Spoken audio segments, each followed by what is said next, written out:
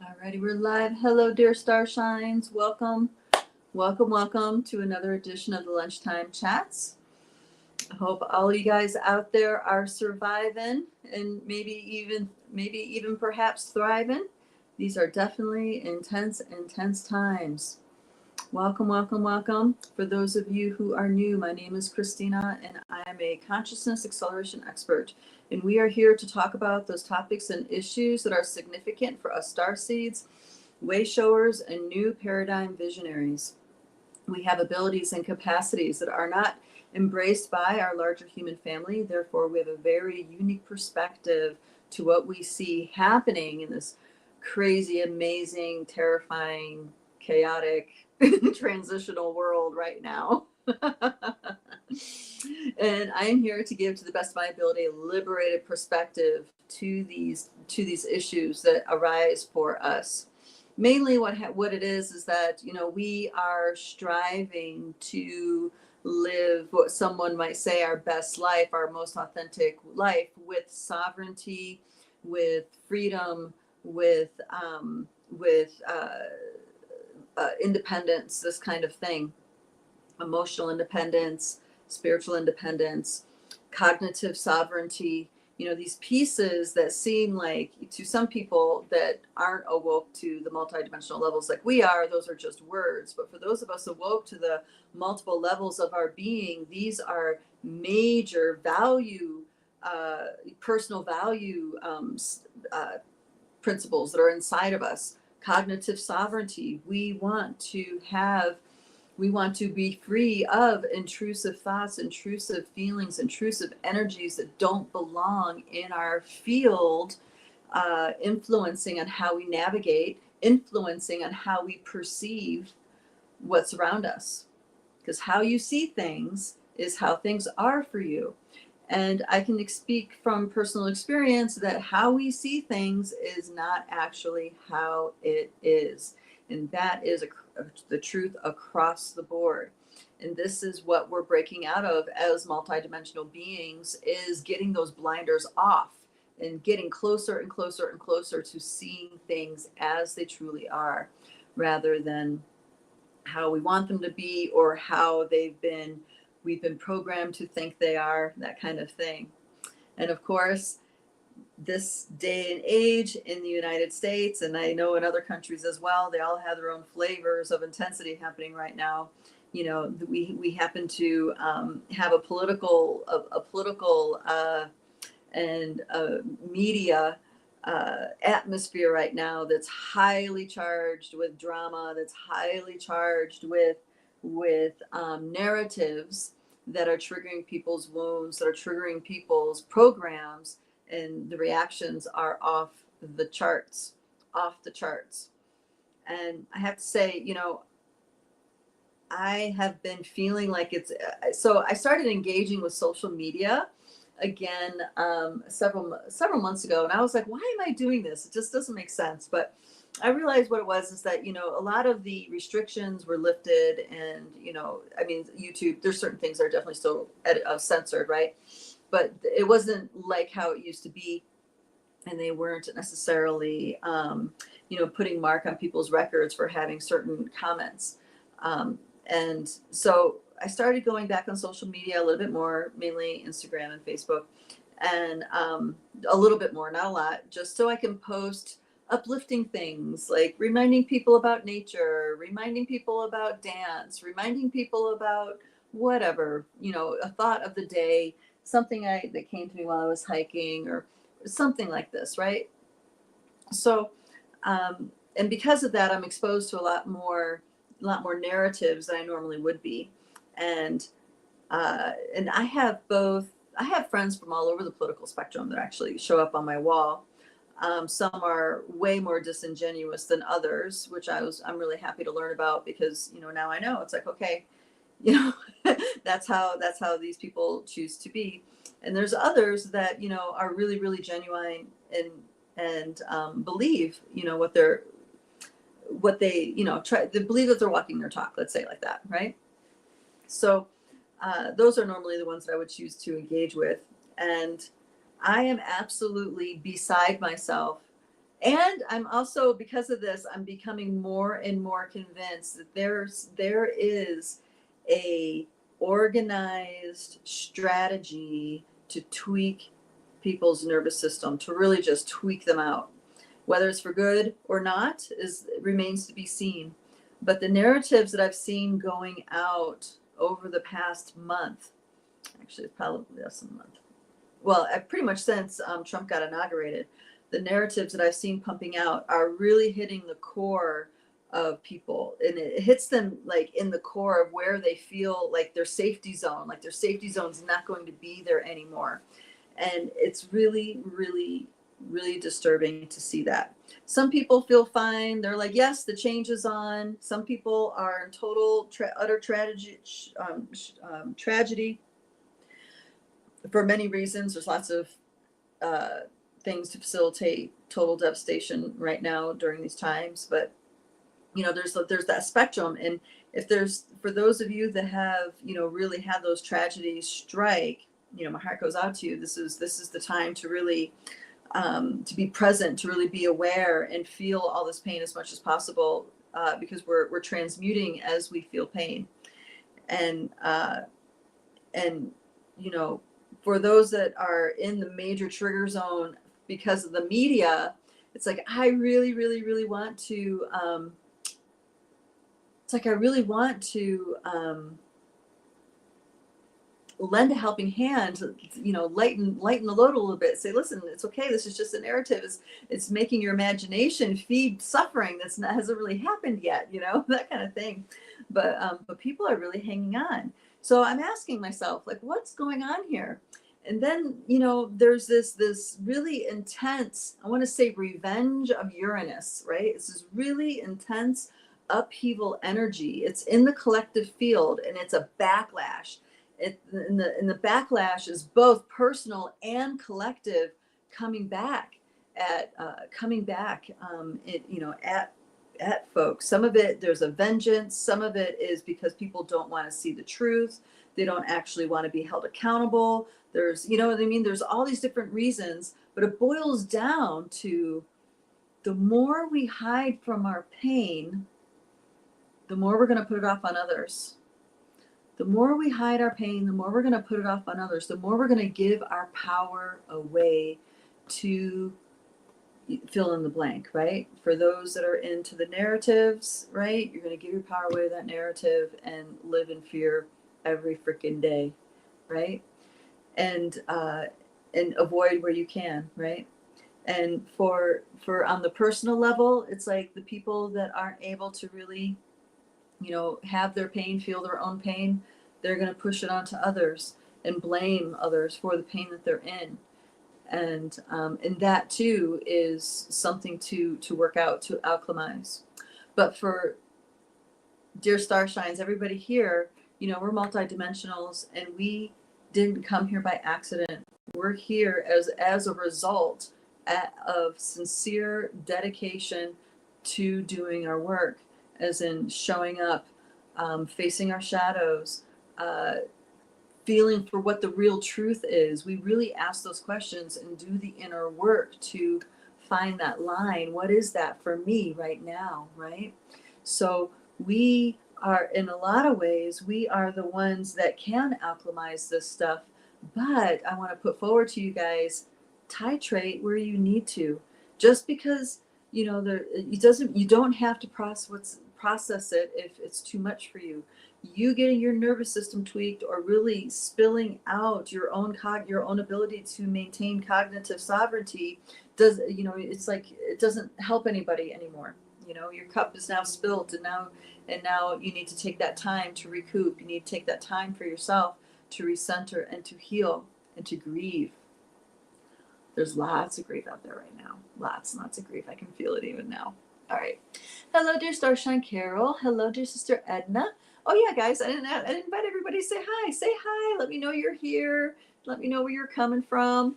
How are you feeling? How is your nervous system doing today? How are you navigating these troubled waters, so to speak? I'd like to hear from you. All right, Edna says, hello, I'm here today because I got some bereavement time. My brother, Oh my gosh, my brother was found dead. Oh, I am so sorry, darling. Oh boy. Ah, yes, breathing to, oh, I know that feeling. Whew. Yes, I do. I know that feeling. Hello, darlings. Hello, dear Felicia. Good to see you. I know that feeling. So, okay. So when that kind of stuff starts to come, all right, I need to stop trying to get a grip and just let it open and hurt.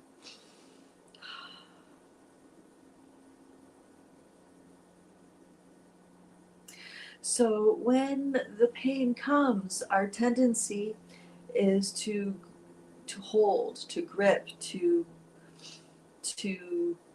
it's like we hold it right here. Something that I'm discovering that is really helping let things move through is feeling the pain and at the same time saying yes to my heart. So in Late Body, we have this practice of sorry, darling, we're really connected, so I'm feeling it. um, okay. When the pain is there, and I have lots of my own too to process. I've been in pretty significant grieving myself, but not over none of the world event stuff. It's like, the world's gonna be the world. I really focus on what my sphere is, and how I can do the best that I can do in my particular sphere. But when the pain comes and the grieving, and there's these, it's like this deep, deep, empty hollow that almost feels like it can swallow you up sometimes. And our tendency is to hold it. And what I want to say to that is, instead of holding it like that, smile in your heart. So in Light Body, we have this practice of smiling, something called the inner smile. It's an ancient Taoist practice, and we use it in different ways. And when we can smile in our heart while we are in the pain, while we're in the gut wrenching, while we're in the really not wanting to be here, um, smiling while inside the heart while you're going through all these things, a lot more of the energetics of that emotion will move right through and come out, and won't get bored back into the tissues, back into the system. And that is a really, really hard thing to walk. I'm not saying it's easy, but if we can do that, and as multidimensionals, all of us have a capacity, um, you know, on these levels. If we can do that, that actually eases the process. It goes. It's, the downside is that you don't have control over when you cry, obviously, like now, right? The upside is that when you have it, you can have it all the way, and now it's done, and you can move on. You feel okay. You can even laugh in the next moment. You see what I mean? so so this is a wonderful practice for all of us, because we as adults, we fall into a line of what a certain line of behavior is. And if you guys ever watch a toddler, right? I had two toddlers at once, right? Both of them were in diapers, and they would go through in like about a 15-minute time frame. They can go through the whole spectrum of emotions, like laughing, laughing, laughing, gregarious laugh, to like till it's all super, super uplifting and joy, and to screaming in terror, to having a full-on temper tantrum and anger and rage, to going right back to laughing again. And all that can happen within a span of 5 minutes. Right? And it's like no big thing. It's like, yeah, whatever. That's what it looks like to really be free inside of yourself. That's what it looks like to be emotionally free inside of yourself, right? And as we get older, we start to get conditioned to clamp and hold down, block, compartmentalize. All these things, whatever our survival mechanism had to be, that's what we developed. And as adults, it gets in the way, because we want freedom inside, but we often aren't, or we're completely at a loss on how to navigate the really strong feelings that have been pent up inside. And man, grief is a big can opener if you let it. If you let the grief really rip you open, I'm so sorry. If you let the grief really rip you open and smile inside in the heart space and let yourself have those two things at the same time, it is so cathartic. And what happens is that your heart actually starts to heal and become more whole. And the pain isn't something that's going to break you anymore. Instead, the pain is something that makes you even more present and aware and available in the moment, you know? So as you guys see, I just went through that process with you because I tuned right in and dived right in. I can hyperventilatingly cry at a drop of a dime. And because could go from crying to laughter doesn't make anything insincere. It's totally real. It's just, I'm able to let the feelings flow like that. Because I was upset or crying or heartbroken, that's not a reason to be mad in the next moment if that's not how I'm feeling in the next moment. I once had a photo shoot with a photographer that I'm trying to remember his name. Don was his name. He was so phenomenal, so phenomenal. He specialized in photographing female entrepreneurs, tribe of diamonds. That's what he called it.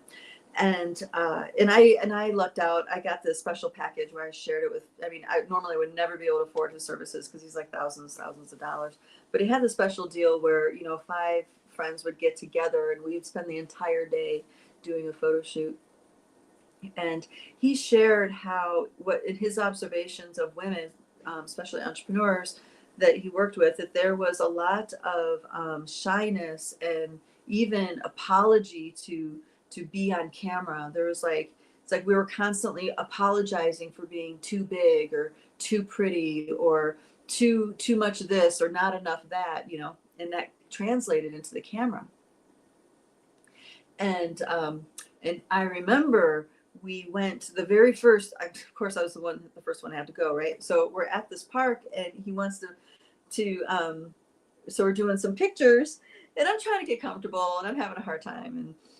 And so I'm like, all right, I'm just going with it the best I can. And then he just stops and looks at me. Oh, I'm going to cry again. And he says, he's like, you don't have to apologize for being seen. And it was like, wow, I had no idea. And I just bawled my eyes out, bawled. And he was so just sat there very patiently, didn't say anything. He wasn't trying to hug and comfort me or anything like that. Completely let me just have my space to have the emotion about it. And I was like, it hit me like a brick wall. Like I was in an existence where I was constantly having to apologize for my presence in different ways, right? I have really big energy. And it just hit me in that moment, just how much that impacted me. And then I can't remember, somebody did something in the background, like, because we're at a park and there were kids and there was all this activity happening. And I can't remember exactly what it was, but it was hilarious. And I just busted out laughing. And he took all these pictures right at those moments. And to this day, those are the photographs I look so happy and free in those photographs. Right? So it really kind of sucks to be vulnerable, right? I'm freaking out a video crying. It sucks to be vulnerable. It's not a great feeling, but the freedom that one gets from being this way inside oneself is really, really worth it. Because now, I mean, we're all built differently, but now it's like, because I can just let myself be with how I am, however I am, I can know how I'm really feeling in a moment. I can know what I really feel about stuff. I can, this is where the presence comes in. I can really be present in a moment. I can really be present with myself and with other people. I can offer that to other people because I can do it for myself, you see? And as multidimensionals, this is our alchemical gift to the world, right? This is our alchemical gift to the world. This is part of what our presence does. So when we're, getting triggered by something and it happens to resonate with something in the collective field, and the collective field is highly toxic right now, super volatile, it comes through really strong. And then we do our thing. We hold space for ourselves. We're present with ourselves, and we fully, let's say, digest, metabolize whatever that frequency is, and then we're better. And then that ripple, that coming back to oneself, centered and in peace, has that ripple effect throughout the collective. So it's really worthwhile for us to be in this way with our presence.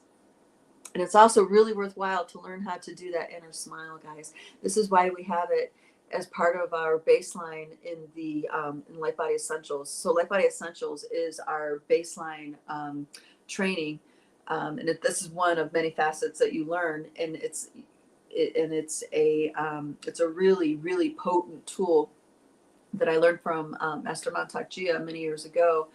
And it is so powerful to work with that with yourself, with your own energy. It's so good. And it also helps balance things. It helps melt things that you don't know is there. It helps clean your energy. It helps you stay centered, stay home. And when you start going to the other more advanced levels of energetic awareness, like tracking and stuff like that, it really helps you with clarity and being able to truly see things, right? Perceive rather than project, because that's what happens. Projection happens. Projection, right? And this is why a lot of intuitives, energetic trackers, and stuff like this maybe are not as accurate as they could be, is because they haven't been able to keep their energy clear enough and their sense inside clear enough to know the difference between a projection and a data set, right? But you learn this over time, and that's also one of the other things that you get to practice in Light Body, is how to track in groups and in all different kinds of energies throughout time and space. So anyway, let me get back to the next comment. All right. So, and it goes, so ironic. You're talking about Groove today. I know he's happy on the other side of the veil. He looked peaceful and had a cookie in his hand. Oh, okay. He had a heart attack. Okay, despite having a very hard life. That's actually a good way to go. Not a lot of suffering. Just sit down and it's done. It's the ones that well, you know this because you care for people who are in their transitioning. It's really hard when people can't let go and they're suffering for a long time in bed, or it's really it's hard on everybody, not just the person that's going through it. It's hard on everybody in their sphere. It's interesting. I've been thinking a lot about death lately too. All right, let's see what we got next. Very real emotions. Yes. Thank you. Felicia says, including the creator beings, I asked the Pleiadians to show me where my DNA is altered. Interesting that the trauma of starving and the cold allowed these masterless beings in to alter our DNA. Wow, interesting. Yeah, because hunger is definitely a wound. That's a huge wound. And hunger can happen on so many levels. I'm feeling into this, darling, as you're talking about it. So hunger could be, you can die from physical hunger for physical sustenance, yes, but you can also die inside with emotional hunger, spiritual hunger, intellectual hunger. It's interesting because I have really been diving into the nature of my hungers, right? We went to the UK several months ago. You guys might have remembered. I wasn't here for a chat for that because we were in Ireland and Scotland. And I was really looking at, because we were overeating, like every meal, we're totally overeating. And I'm like, why am I doing this? I wouldn't be doing this at home. You know, I had a really clean diet, and I didn't overload. I didn't even eat 3 meals really, but this was like 3 meals a day and overeating, overeating, overeating. And I was just really diving into what am I feeding by doing this? What is the hunger that I'm trying to feed the wrong thing to? You know, because my sense was I'm overeating because there's something else inside of me that's hungry for something that's not getting satiated, right? And I kept looking into that more and more and more. And what I started to get to was that, you know, sometimes we don't know what we're hungry for, and we really don't understand certain hungers in order to nourish them. And in the going, until we're ready to give ourselves whatever nourishment it is that we need in the moment that we feel it, these misplaced hungers are going to continue. For example, good example, doom scrolling, right? Doom scrolling. Doom scrolling. What's going on there? That's when you're scrolling. You're no longer getting the dopamine hits or anything, and you're not even happy scrolling, but you're doing it anyway because what else are you going to do? That's a moment where you have a hunger for something and you're not feeding yourself what you need. Instead, it's more, overload, right? Um, there's also so there's for example, like intellectual hungers are where you really want to feed your brain something that makes you go feed your brain something that gives you new thought, new directions, like, and you know what I mean, like a place you never really went before with your perceptions or ideas. And a lot of people don't necessarily realize that, you know, that's a real hunger that a lot of people don't get because they're just doing the same thing over and over again. They're in the routine, not understanding there's a part of them that's starving for intellectual stimulation, right? And you can die inside in life if you don't get stimulated. You just accept the program and do that, and don't dare to step out of that box. Don't dare to think bigger than what you should be. Don't dare rock the boat. Don't dare rock the program, right? And I think this is partially why Trump triggers so many people, because his ideas are completely they come out of nowhere. People are like, where the hell did that come from? You know, and then there's some narrative spun and people are all freaked out, right? And then, you know, so but that's, I mean, he's an example of someone who's a very free thinker. He will think outside of the box to get whatever his agenda done. Whether it's for good or for bad, we don't know. Who knows? There's some camps that think that it's for good. There's some camps that thinks it's for bad. We don't know. We don't know until it starts to unfold and we see what reaps from it, you know? Um, but he's that example. It's like he's had a life where he really lets himself think bigger than other people, and therefore he's got interesting ideas to problem solve. People who stay in the program to problem solve never solve the problem, right? Anyway, so this whole thing about not nourishing oneself appropriately, mentally, emotionally, intellectually, spiritually, physically, right? Then something inside of us starts to die. That DNA stops to have its, say, inner audience, stops to have its stimulation, and it stops dancing, it stops moving, and then eventually shuts down. And so I guess the question for all of us here to reflect on, what part of you do you recognize might be shut down? And are you willing to see what you can do to breathe life back into it again? You know, this Uranian energy that we're in is the time to do it, because the energy's there, the explosiveness is there. And I know a lot of people think that's with Aries, but Uranus is is very quick, unexpected, jolting change, right? And that's the Aquarius, that's Pluto in the Aquarius.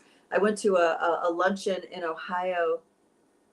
I don't know, it was over the holidays, with our dear sister Starshine Ray Ellen.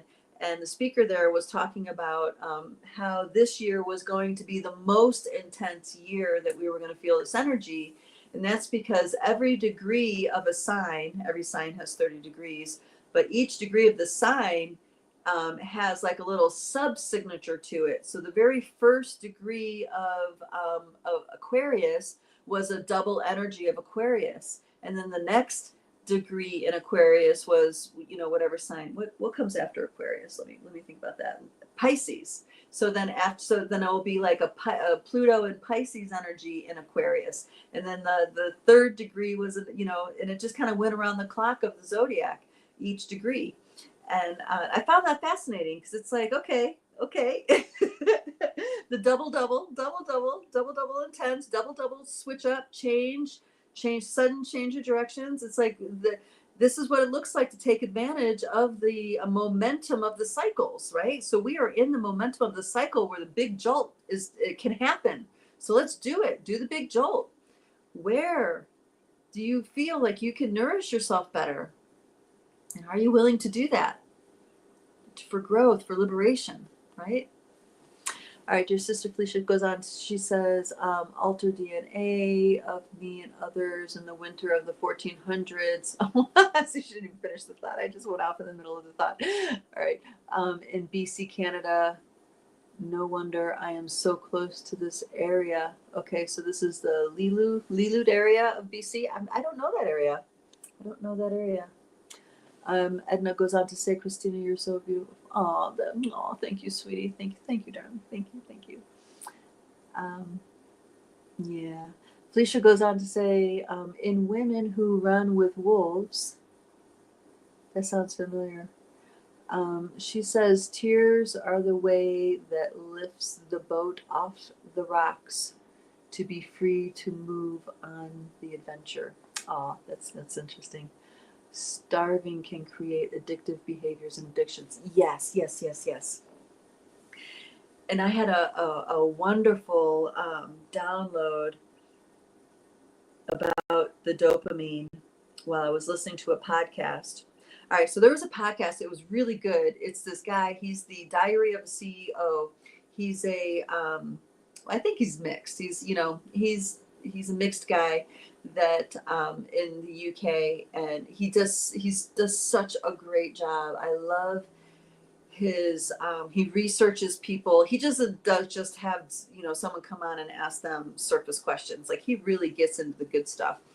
And he had a doctor on there, a psychiatrist that is a specialist in addiction, and she was on there talking specifically the role of dopamine. And we can be addicted to anything. Her story, she developed an addiction to romance novels. Now, isn't that interesting? For those of you who are writers or publishers out there, romance novels is 95% of the book market these days. 95%. It's huge, right? Huge market. So a lot of people getting dopamine hits there with their romance novels. Anyway, but you can also be addicted to outrage. You can be addicted to drama. You can be addicted to substances. You can be addicted to sex. You can be, there's all sorts of things that addiction can happen. And what it is, and the download that I realized is that, well, first let me step back before the download. The part of our brain that processes pain and pleasure are the same part of our brain. Okay. So I don't know if you guys remember the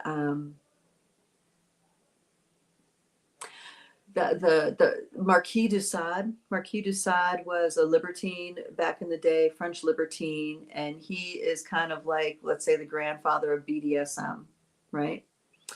And what he discovered is that you can inflict pain in such a way that it turns into a pleasure experience. And that's kind of what BDSM is sprouted out of, is that it can be done in a therapeutic way. And it's because our whole life is set up for pleasure and ease, right? But the brain needs to have something to counterbalance that.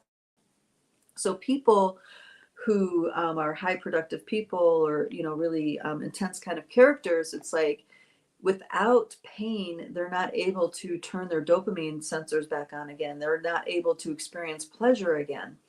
And that's what's happening with the doom scrolling. It's like your dopamine receptors become down regulated, and now you're not getting the dopamine hit anymore, and you just like just scrolling and getting nothing out of it. And then we so there's that kind of thing. And but then there's also this this thing that I started to realize is that people can get addicted to pain. And I had a teacher, this is where the download part comes in. I had a teacher a while back who taught that humanity had a perverse pleasure in their pain, right? This is why ruminating is such a thing. Like, people can't stop ruminating over something. Ruminating is when you have the same thought over and over and over again, and you're just in the emotion of it over and over again. You keep telling yourself the same story over and over and over again. That's ruminating, right? And then misery loves company. Bad news travels faster than good news. All this stuff. It's like people are attracted to the drama and the bad stuff more than the positive stuff. And it's because of what she's talking about, with this distortion within the DNA. It's like there's something that's happened that it's like we're kind of, when I say something that's happened, I'm talking about the expression of who we are within these bodies. Something has happened where our life is not in harmony with what the needs are of our biosuit, like what our actual physiological needs are to be a healthy, strong, well-rounded, well-nourished, and present human being in this world. That's not what this life is set up for, right? And what that creates is people addicted to things that cause them pain, heartache, you know what I mean? And then we not only are addicted to it for ourselves, we're doing it to others. And then there's this whole psychological component too, but I'm just talking about that energetic part that connects into the dopamine. I hope this makes sense the way I'm saying it. To me, at the moment that it was coming to me was crystal clear. But right now, as I'm putting words into it, it doesn't feel as clear as it was when it dropped in. So you guys let me know if this is landing. Okay, yeah, Edna listened to that podcast. She said it's really good. Yes, thank you. So, yeah, we are moving as a collective from an old way of being into a new way of being. And because of this addiction to the pain, because of this attachment to the hurt, this lack of freedom inside of ourselves, we're terrified to be free inside of ourselves. People are terrified to really feel what they're feeling in the moment that they're feeling it. It's like, I mean, even people who've been doing this work for a little while, when we're tracking and asking them things, they can't actually show what they're feeling. They only can tell you about what they think, what they're feeling. They only can tell you their thoughts about what they're feeling, not actually let us see the feeling itself, So this is a really big handicap for humanity as far as stepping up into this new paradigm energy, really letting one be authentic and vulnerable and real. It's like it is bringing up so much from the past.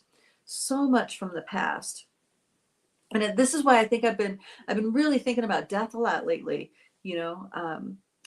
because this whole piece right here, because the choice that I see that's in front of me is, it's either, embrace the things that keep holding on to the pains and the realities that joy or not of the past, keep holding on to that, or feeling what I need to feel so I can just let go of that. So by time I make it to my deathbed, if it's a bed at all, it might not be. It might be like your dear brother, which I think if I had the choice, I would choose that. Not too soon though, of course, because I got stuff to do in this world. I have things I want to do. I have a book I want to write. I want to go connect with the elementals in the forest. I want to, so there's things I want to do. So that's not an invitation. Just saying, if I had to choose the way to go, that's an interesting way to go for me. But I don't want to feel regretful. Even after when you face that moment of death and it happens before you realize that, then you still have to process all this unresolved stuff without the body, without the people around you, So I'm looking at things in such a way where, what do I need to do to be free right now? What do I need to do to be free right now? And right now it seems to be, facing fears, letting go of structures, letting things that I thought would always be there, just let it go, let it just be gone. Because it's actually causing more harm than good. And this is where that dysfunction comes in, because the harm, because we're so used to it and we're a little bit addicted to it, is not that bad. We can kind of live with the harm. We can kind of live with the hurt because it's easier. But what I'm saying, let it go, really kick it out. Let yourself contemplate, what is freedom right now for me? Do I keep holding on, or do I just really let it go? And actually, I'm going to bring in one more piece to that. Actually, I'm going to bring in the moment that woke me up like a lightning bolt. Was a dear brother Starshine of mine, who I trained with, is a practitioner, and he put this post up, and he said that he had personal messages from some students in his classes that were telling him that his teachings are, well, just weren't good. I won't go through the detail, but just were kind of like they weren't good. They were outdated and outmoded and not in the new, not in the new paradigm, whatever. And, it's kind of feedback that a lot of people would receive, like, ouch, right? And I mean, I don't know, he might have had that. I don't know if he did or not, but the response he had was priceless, because it woke me up, like, and what it was is that, so he put it in kind of like a POV colon and then me colon. So the POV, and then he wrote down his response, and his response was, okay, well, thank you for telling me that. And please go and tell everyone you know that.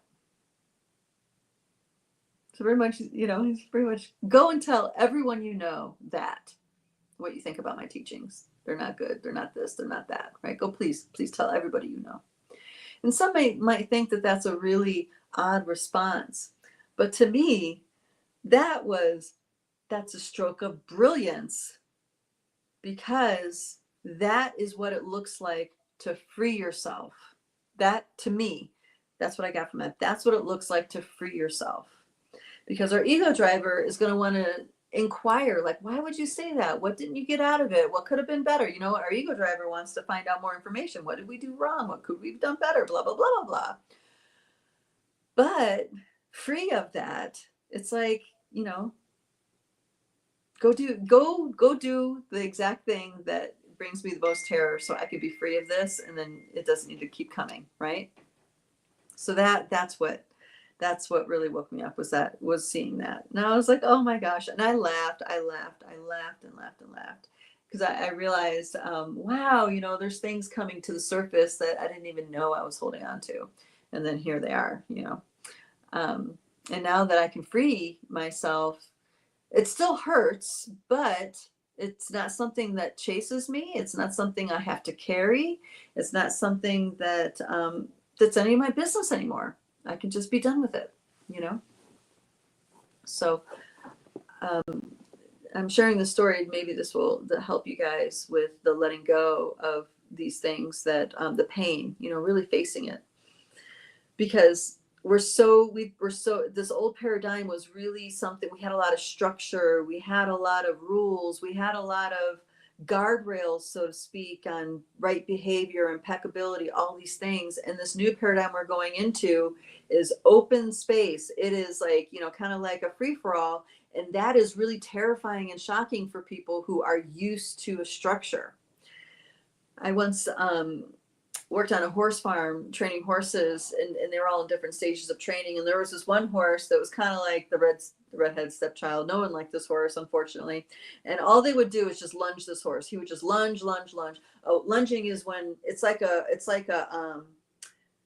really long rope, and it's long enough so the horse, you're holding on to the horse's halter and or bridle, and they are running in a circle around you, running, trotting, you work the different gaits that they have. So they just lunged this horse all the time. No one wanted to ride him. They didn't really train him. They didn't hack him very well at all. And felt kind of bad for this horse. But anyway, so one day we're in the arena, and we just let him out just for a run. And so he lets out, he goes for a run, and I'm standing in the corner where we're usually running, and he doesn't know how to run free. Instead, what he did was, he ran out, was like, and then came right over to where I was and just ran in the circle like he was being lunged. He didn't know. He was enslaved in his brain, right? He could not understand how to take up the space and be free in the arena, right? And this is what people are experiencing right now. This new paradigm is like taking those structures away, and then what, right? Taking those structures away, and then what? Okay. All right, let's keep going. Okay, that's why the psychologist had clients for years. Yeah, right. She's referring to the whole people loving their misery and ruminating and all that stuff. All right, Felicia goes on, and why they didn't want psychologists to release the source of their pain. That meant to give up the addiction. What a freak out. Yes. No, I'm really glad to say that, I think psychology has come a long, long way. So I trained here in Boulder, where there's a school called Naropa, and Naropa was founded by monks, actually, that were really heavy in the teachings of somatic psychology. So they taught about these different programs, these traumas, these different things actually are held physically in the tissue. And there's a way to release things from the tissue, and that will help liberate the mind of the individual. Really cool work. There's all sorts of modalities that were born out of the Naropa college, like the constellation work. I can't remember the guy that claims to be the inventor of it, but that's actually an ancient practice that he updated to modern psychological practices. So family constellation work has ancient roots. That was born out of there. Levine, Waking the Tiger guy, how to release wound in trauma. That was also born out of that school. Feldenkrais, all sorts of movement stuff geared towards releasing trauma and pain, and all this stuff was born out of that school. Anyway, I think that most of us are doing the best we can in the moment, forgiving myself for mistakes, being in the present. Yes. That's a big one. Forgiving yourself for mistakes. And it's not the mistakes that other people think you've made. It's the mistakes or you feel like you've made. That's the big one. Because other people, they're just in their own lens. They're in their own universe. They actually aren't seeing things as they are. They're seeing things as they are. So where you're falling short for them maybe is not necessarily where you feel like you fell short. You maybe felt like you were falling short in another place. So that's where it's most important to do forgiveness practices like that. Yeah, Edna, you may want to call a pod together. You can do some death rites for your brother. That could be a very powerful thing to do. Sorry, that was just a thought that came to me. All right, so Where are we at? Okay. Yeah, the tweaking of the nervous system, the volatile collective field, self-care, nourishment, um, getting clarity about what's going on with avoidance and with pain and our addictions to things. That podcast was interesting because in her study, she pretty much laid it out. She was like, 95% of the population is working with some level of addiction. So that's like this the entire. So it's like saying the entire Western society is really set up to create addictive people, right? People, I think there's addictive personalities that are maybe worse than others, but I know what she means because there's times when I do something and I really like it and I want to keep doing it, but the energy's not the same the second time or maybe the third time. Is that it was only that one time, but it takes a few times of doing it, not getting the same result, of being like, oh, okay, well, then that's not a thing, right? And then, oh, wait a minute, here we go. Hello, Felicia. She says, I'm into two modalities that can track to the very beginning of pain and trauma. Could be many dimensions away or many lifetimes ago. Oh, yeah, definitely. Not necessarily a human experience. Yes, absolutely. Actually, I just had something like that come up yesterday, and at the core of their experience was totally off planet, another galaxy somewhere. They weren't even human when it happened. It was like way off in the insectoid levels.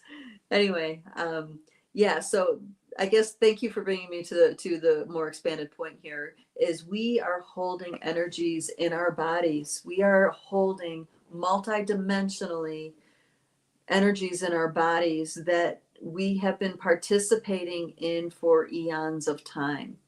Okay, so your body is more than just the genes you got from your parents. It's more than just the light body. It's more than just the blueprint of your soul. It is so much more than that.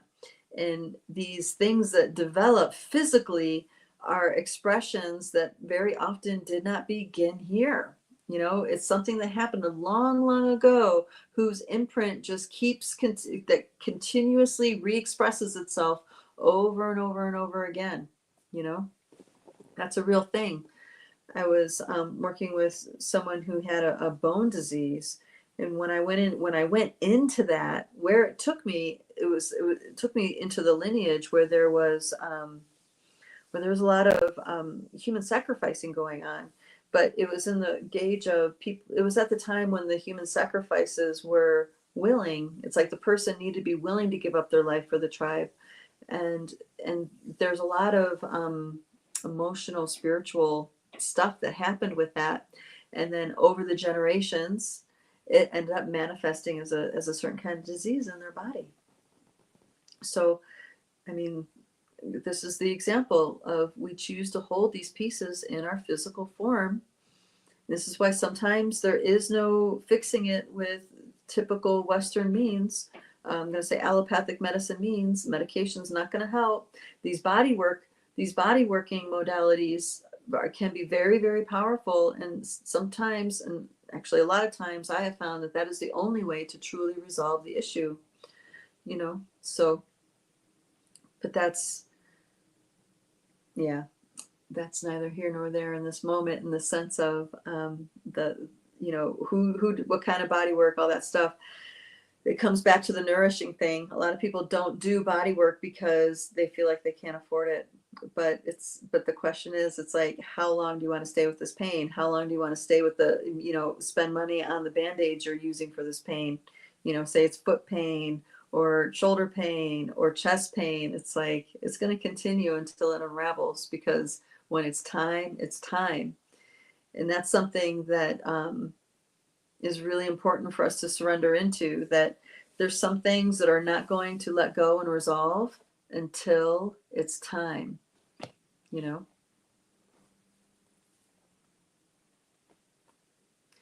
All right. We're almost at the top of the hour here. It says, I love to work this way because it doesn't just release stuff, but my health increases in surprising ways, suppressing surpassing anything contained in the prison of the five senses. Oh, that's an interesting way to put that. Yeah. So these are crazy times, guys, crazy times. We need to do what we can to nourish ourselves, nourish our minds, our souls, our spirit, our emotions, our bodies, because the energy shift is really demanding. It's demanding on us on all those levels of who we are. It is requiring us to really show up. So, we need to keep our cup full so we can really show up for ourselves and do what it is that we need to do. And, the biggest, and it could be because this is, Aquarius is an air sign. The real big block that I see people locked up in is mental closure. Like they're not able to think expansively, to wrap their head around what's going on. And that's just a mechanism of the old paradigm. I put in a post a while back that Kansas has gone bye-bye way faster than I imagined possible. And someone was like, well, can you explain what you mean? And so I posted a bunch of videos that really challenged people's thoughts about how technology is used and stuff. And I didn't really hear back, but this is it. It's like the veils are being lifted in such a way, the energy is shifted in such a way, we really are not in the same reality we were, a few months ago. And it's pushing up against energies inside of us that really is still operating in the old operating system. And this stuff is going to fall away as it becomes more and more painful. It's going to fall away. And then we'll be able to step into a new, more free flow. But there's a grieving process, and that takes energy. It takes energy to be present with your grief, right? It takes energy to feed your mind in such a way where it can expand and see things differently. It takes energy for your body to process all this, right? It takes nourishment, support. All right. Okay, Felicia goes on to say, follow the starving feeling. There's a treasure waiting at its root. Indeed. Mm-hmm. All righty, guys. Thank you so much for being here. Thank you for listening to me for the whole hour. If you were able to be here for the whole hour, I want to encourage you guys to really get involved in connecting with others and really making sure you're being met and nourished at the levels that you're really at. And I mean, this is a really great opportunity that's in front of us right now. And if you guys want to dive deeper in your own capacity for building a strong energy field and keeping good energy hygiene and tracking energies and, get your multidimensional capacities all firing on all cylinders, I encourage you guys to check out our Life Body Essentials program. It's 3 meetings a month, and it's very affordable. And you guys can check more out about that at lifebodyacademy.com. There's also a spiritual ancestor clearing coming up this month on February 14th, I think. February 14th, February 15th. I think that's a Sunday. And you guys can see that on our schedule. If you sign up in the newsletter, you will get our schedule and you can see when that's going to be. And again, that's I think the 5th leg of the ancestor clearing work that Stacey Hernandez is doing. All right, darlings. That's it for me. Bye-bye. Take good care.